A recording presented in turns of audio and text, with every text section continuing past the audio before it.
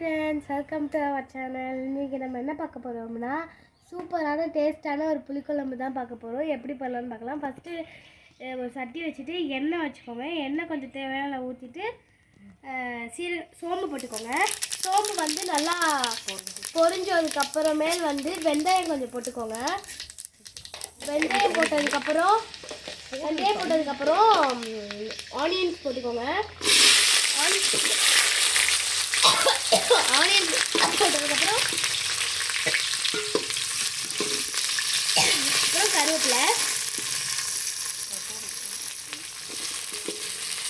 போட்டதுக்கப்புறம் நல்லா வந்து மிக்ஸ் பண்ணி விட்டுக்கோங்க.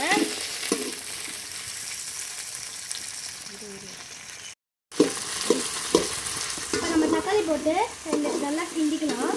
தேவையான அளவு தக்காளி வந்து நீங்கள் எவ்வளோ வேணுமோ உங்கள் ஃபேமிலிக்கு தக்கன போட்டுக்கோங்க.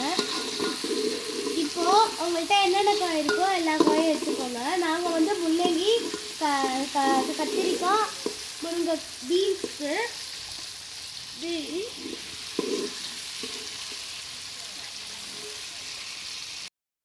உங்கள் ஃபேமிலிக்கு தக்கன நீங்கள் வந்து வெங்காயம், தக்காளிலாம் எடுத்து நல்லா வதக்கட்டும். வதங்கினதுக்கப்புறம் அந்த டொமேட்டோலாம் நல்லா மேஷ் பண்ணாதான் உங்களுக்கு நல்லா ஜூஸியாக இருக்கும் புளிக்குழம்பு. அதனால் நல்லா டொமேட்டோலாம் மேஷ் பண்ணிக்கோங்க. இப்போ நம்ம கட் பண்ணியிருக்க வெஜிடபிள்ஸ்லாம் ஆட் பண்ணிக்கலாம். நான் வந்து கத்திரிக்காய், பீன்ஸ், அப்புறமேல் வந்து அவ்வளோதான் முள்ளங்கி சேர்த்துட்டேன்.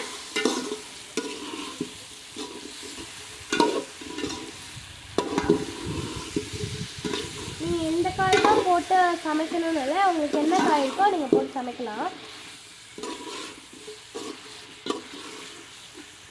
நல்லா ஒரு கிண்டிக்கோங்க, எல்லாம் மிக்ஸ் ஆகிற மாதிரி. அப்புறம் தேவையான அளவு கல்லுப்பு சேர்த்துக்கோங்க. கல்லுப்பு சேர்த்தோன்னே நல்லா மிக்ஸ் பண்ணிக்கோங்க.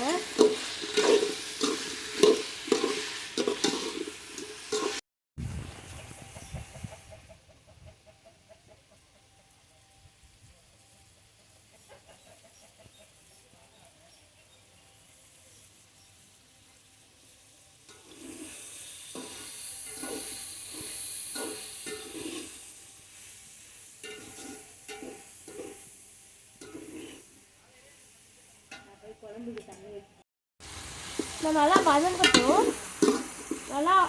நல்லா வதங்கினதுக்கப்புறம் தான் நீங்கள் புளி தண்ணி ஆட் பண்ணிக்கணும். அப்போ தான் உங்களுக்கு நல்லா டேஸ்ட் கொடுக்கும் ஃப்ரெண்ட்ஸ். இப்போ வந்து நல்லா வதங்கினதுக்கப்புறம் லெமன் சைஸில் புளி எடுத்துக்கோங்க. புளி எடுத்ததுக்கப்புறம் கரைச்சிட்டு ஊற்றிக்கோங்க. காய்கறி நல்லா வதங்கினதுக்கப்புறம் தான் புளி ஊற்றிக்கணும், இல்லாட்டி உங்களுக்கு டேஸ்ட் மாறிடும். இப்போ நல்லா புளி ஊற்றினதுக்கப்புறம் உங்களுக்கு எவ்வளோ புளி தேவையோ அவ்வளோக்கு நீங்கள் சேர்த்துக்கோங்க. அந்த புளி ஊற போட்ட அளவுக்கு நீங்கள் தண்ணி ஊற்றிக்கோங்க. நல்லா ஒரு மிக்ஸ் பண்ணிக்கோங்க.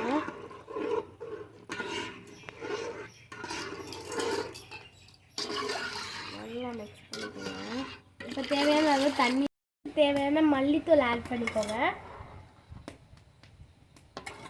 உங்களுக்கு எவ்வளோ குழம்புக்கு எவ்வளோ தேவைப்படுதோ அவ்வளோக்கு மல்லித்தூள் ஆட் பண்ணிக்கோங்க. எங்கள் குழம்புக்கு தேவையான அளவு நாங்கள் 2 ஸ்பூன் சேர்த்துருக்கோம்.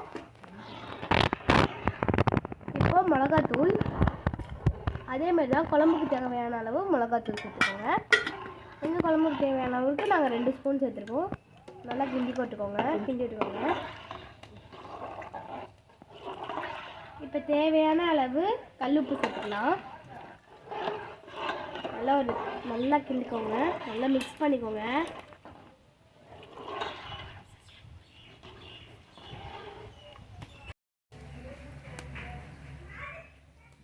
நல்லா இப்போ வத்திருச்சு புளிக்குழம்பு. நல்லா இந்த மாதிரி திக்கானோடனே நீங்கள் இறக்கிடுங்க.